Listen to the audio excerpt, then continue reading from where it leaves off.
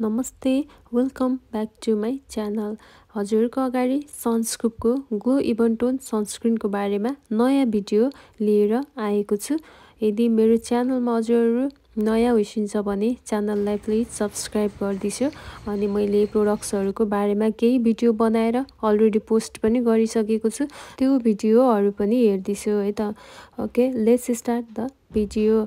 As you can see glow even tone भनेर यो सनस्क्रिनको नाम लेखिएको छ। नाम जस्तो छ यो सनस्क्रिनको काम पनि त्यस्तै छ, काम जस्तो छ यो सनस्क्रिनको नाम पनि त्यस्तै नै राखिएको छ। आई मिन हजुरको अनुहारमा चाया पोतो छ, डन्डीफुलको दागहरू छ, तिलकोटीहरू छ, स्किन अनइभन टोनमा छ भने यो सनस्क्रिनको प्रयोग गर्दा foundation, BB cream, CC cream जस्ता कुनै पनि कभरेजहरू प्रयोग गर्नै पर्दैन।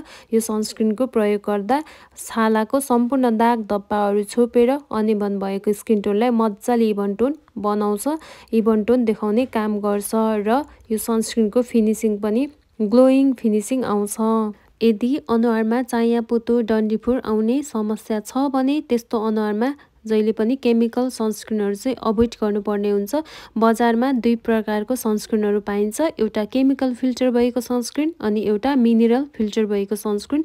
यदि अनुहारमा चाया पोतोको समस्या छ, डन्डीफुरको समस्या छ अथवा स्किन एकदमै धेरै सेन्सिटिभ छ भने त्यस्तो मान्छेहरूले जहिले पनि केमिकल सनस्क्रिनलाई चाहिँ अभोइड गर्नुपर्ने हुन्छ। केमिकल सनस्क्रिन लाउनु राम्रो मानिँदैन। सनस्क्रिनलाई केमिकल हो कि मिनरल हो भनेर थाहा पाउनका लागि यसरी पछाडि इन्ग्रिडियन्ट्सहरू लेखिएको हुन्छ र यो इन्ग्रिडियन्ट्सहरू पढेर सनस्क्रिन केमिकल फिल्टरमा छ कि मिनरल फिल्टरमा छ भनेर छुटाउन सकिन्छ। यो सनस्क्रिन चाहिँ 100% मिनरल सनस्क्रिन हो र यो सनस्क्रिन मेडिकल ग्रेडको सनस्क्रिन हो। सो हजुरहरूले चाया पोतो, डन्डीफोर जस्ता जस्तोसुकै समस्या भएको अनुहारमा मजाले प्रयोग गर्न सकिनेछ र यो सनस्क्रिन प्रेग्नेन्ट हुनेहरूले पनि लगाउन मजाले मिल्छ। यो सनस्क्रिन बन्ने चाहिँ इन्डियामा हो र यो सनस्क्रिनको वेट 45 ग्रामको आउँछ। यसको इन्डियन प्राइस 599 हो। यसलाई नेपालीहरूले नेपाली रुपैयाँमा कन्भर्ट गरेर किन्नुपर्ने हुन्छ। यो सनस्क्रिनको SPF 50+ छ, PA 4वटा प्लस छ। सनस्क्रिनमा PA प्लसले एकदमै मेजर रोल प्ले गर्छ, त्यही भएर PA जहिले पनि 3वटा 4वटा भएको SPF 50 को सनस्क्रिन लिनुपर्छ। ल अब हेरौँ यो सनस्क्रिनको टेक्सचर अनि टोन। हेर्दाखेरि फाउन्डेसन जस्तै देखिने यो सनस्क्रिन टिन्टेड स्ट्रब सनस्क्रिन हो, यो फाउन्डेसन चाहिँ होइन।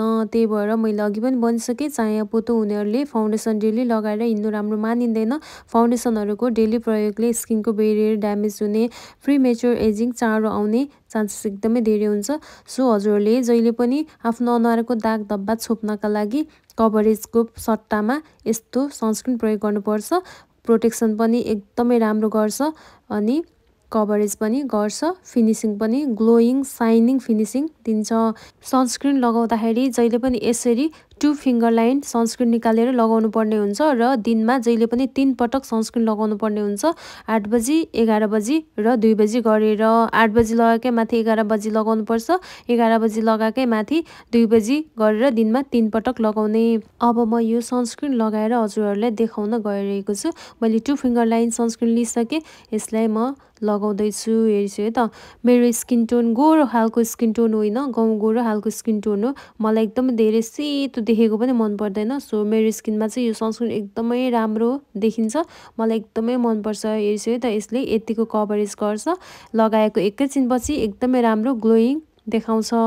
यो सनस्क्रिन अल स्किन टाइप्सले लगाउन मिल्छ। यसको डब्बामा for combination to dry skin भनेर लेखिएको भए पनि अल स्किन टाइप्सले लगाउन मिल्छ। यदि ड्राई स्किन छ भने क्रिमी मोइस्चराइजर लगाएर यो सनस्क्रिन लगाउने, ओइली स्किन छ भने जेल मोइस्चराइजर लगाएर यो सनस्क्रिन लगाउने, नर्मल स्किन छ भने लोसन मोइस्चराइजर लगाएर त्यो माथि 10 मिनटपछि यो सनस्क्रिन लगाउने। बेसिक स्किन केयर रुटिन अन्तर्गत फेस वास, मोइस्चराइजर, सनस्क्रिन परि नै हाल्छ, त्यो त सबैजनाले लगाउनै पर्छ। त्यो बाहेकको आफ्नो छालाको समस्या हेरेर त्यही अनुसारको एक्टिभ इन्ग्रिडियन्ट्सहरू इन्क्लुड गर्नुपर्ने हुन्छ, जसको लागि हजुर मलाई मेरो सोसल मिडिया मार्फत म्यासेज गर्न सकिनेछ। फ्री काउन्सिलिङ हुन्छ, घर घरमा सामान डेलिभरी हुन्छ। ढल्केर गइसकेको जवानी फर्काएर ल्याउन सकिँदैन, तर जवानीलाई ढल्किन नदिनका लागि proper and regular skin care routine follow गर्नुपर्ने हुन्छ। ल आजलाई यति नै। थ्याङ्क यू सो मच अहिलेसम्म मेरो भिडियो हेरेर बसिसकेकोमा। हजुरहरूलाई चाहिने भिडियो म अपलोड गर्दै जानेछु। मेरो च्यानललाई सब्सक्राइब गर्दिछु। आजलाई यति। By by.